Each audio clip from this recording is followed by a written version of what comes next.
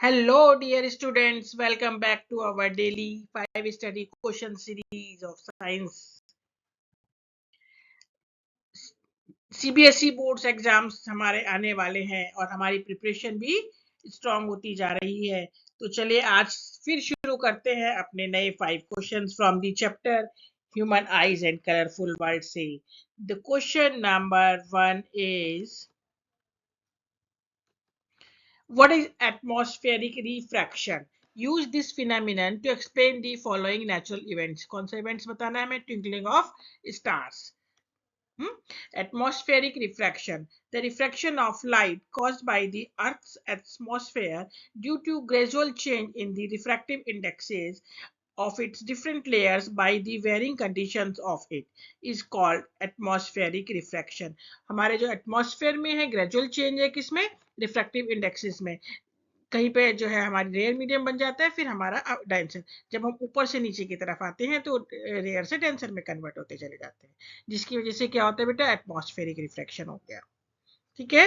Twinkling of star, the hot layer low density of air जो है हमारी कहाँ पे बेटा? हाई एल्टीट्यूड पे। Behave as an optically rare medium, upper side में कौन सा मीडियम हो गया बेटा? रेयर मीडियम हो गया। For the light rays where is the cold dense layer high density of all of air near the earth surface पे क्या हो गया? हायर डेंसिटी हो गई। Behave as an optically denser medium, वहां पे हमारा मीडियम कैसा हो गया? डेंसर मीडियम हो गया। राइट, तो this will get deviate and bend towards the normal. तो लाइट कैसे होगी? टुवर्ड्स नॉर्मल बेंड हो जाएगी। As a result the apparent position of the star is slightly different from its actual position, thus star appears slightly higher above than their actual position। हमें जो है थोड़े से ऊपर दिखाई देते हैं यहाँ पे। The fluctuation in this position of the stars occur continuously। क्यों? अब ये हमारा जो प्रोसेस है continuously चलता रहता है, due to changing amount of light entering the eye। The stars sometimes appear brighter and at sometimes they appear fainter। This causes twinkling of stars। आ रहा है बेटा समझ में? एटमॉस्फेरिक रिफ्रैक्शन की वजह से जो हमारा ये बार बार फ्लक्चुएशन आ रहा है, उसी की वजह से हमें क्या दिखाई देते हैं? ट्विंकलिंग ऑफ स्टार्स दिखाई फील होते हैं। ठीक है। Now question number 2, what is mean by the term power of accommodation of human ear? How does it help a person to see nearby as well as distant object clearly? Power of accommodation क्या है human आई की, और human वो कैसे help करती है पास के object और दूर के दोनों ही ऑब्जेक्ट्स को देखने में? राइट, इसी को हम दूसरी फॉर्म में भी पूछ सकते हैं। What is power of accommodation? Power of accommodation क्या है?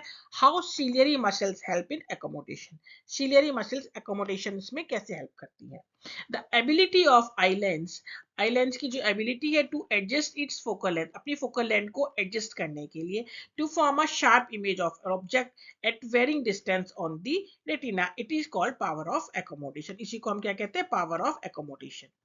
Helped by the ciliary muscles in accommodation। When we are looking at nearby object यानी पास के ऑब्जेक्ट को देख रहे हैं, तो सीलियरी मसल्स हमारी क्या हो जाती है बेटा? कॉन्ट्रैक्ट हो जाती हैं। This increase the curvature of the eye lens but its radius of curvature decreases. The eye lens become thicker, eye lens हमारा थिकर हो जाता है। जो हमारा रिजल्ट क्या होता है? आई लेंस की जो हमारी फोकल लेंथ होती है वो क्या हो जाएगी? डिक्रीज हो जाएगी। In such a way that a clear sharp image of nearby object is formed on the retina। it means हमने ऑब्जेक्ट देख लिया पास से। now we are looking at distant object, the muscles of our eyes, कौन सी muscles? Ciliary muscles क्या होगी बेटा? Relaxed हो गई। This decrease the curvature of the eye lens, इसने कर्वेचर को डिक्रीज कर दिया आई लेंस के, लेकिन रेडियस और कर्वेचर क्या हो जाएगा? इंक्रीज हो जाएगा। इट मींस लेंस कैसा बन जाएगा? हमारा थिनर बन जाएगा। तो हमारी फोकल लेंथ क्या होगी बेटा? आइज की फोकल लेंथ इंक्रीज हो जाएगी।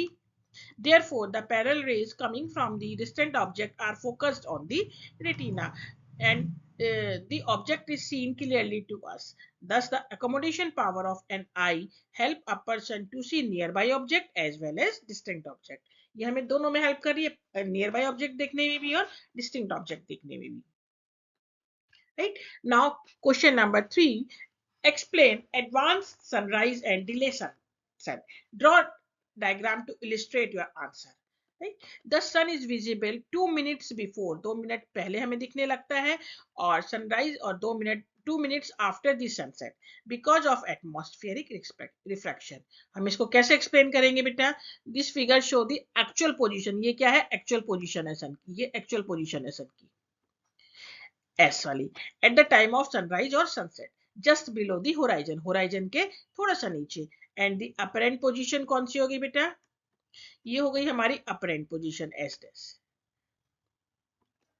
above the horizon as they appear, जो हमें दिख रहा है। When the sun is slightly below the horizon, the light ray move through the different layer of varying refractive indices of air and get bent towards the normal.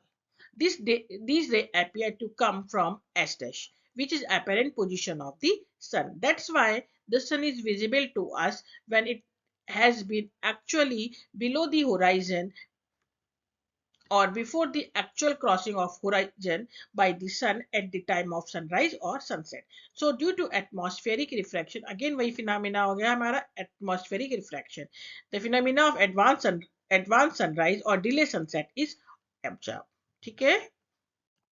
Now question number 1, what happened when a narrow beam of monochromatic light, monochromatic light, and second है when white light passes through a glass slab के through और एक glass prism के through pass हो रही है। तो पहले हम करेंगे monochromatic light. When a narrow beam of monochromatic light falls on a glass slab, जब glass slab पे गिरेगी तो क्या होगा बेटा? It gets refracted at its surface and emergent rays laterally displaced from the incident ray. And prism पे जब जाएगी, it gets refracted at the surface and light gets deviated from its initial path. The angle between the incident ray and emergent ray, हम क्या बोलते हैं उसको? Angle of deviation. ये हम पहले भी बेटा कर चुके हैं। when a white light passes through it, glass slab से के थ्रू पास होगा तो क्या होगा? The light does not undergo dispersion at its two refractive surfaces are parallel to each other. The white light is laterally displaced from its initial path. और prism में क्या होगा बेटा? The white light undergo dispersion and split into its constituent color along with deviations from its initial path. यानी हमारा क्या बन जाएगा यहाँ पे? वेव क्यों? And today's last question, draw a label diagram to explain the formation of a rainbow in the sky. The rainbow is a natural spectrum caused by dispersion of sunlight by tiny water droplets present in the atmosphere. तो इसमें बेटा पहले कौन सा phenomena होता है? पहले यहाँ A पॉइंट पे क्या होगा बेटा? पॉइंट A पे हमारा डिस्पर्जन होगा और B पे इंटरनल रिफ्लेक्शन और C पे अगेन डिस्पर्जन। तो ये हमारे जो दो फिनोमिना होते हैं जिससे हमारा क्या बनता है? रेनबो बनता है। नाउ हमारा जो है डे 19 भी कंप्लीट हो गया बेटा, और हमारा ये चैप्टर भी ऑलमोस्ट कंप्लीट हो गया, राइट। यदि आपको वीडियो अच्छी लग रही है तो please like, share and subscribe करना मत भूलिए। Till then keep learning, keep growing. Thank you.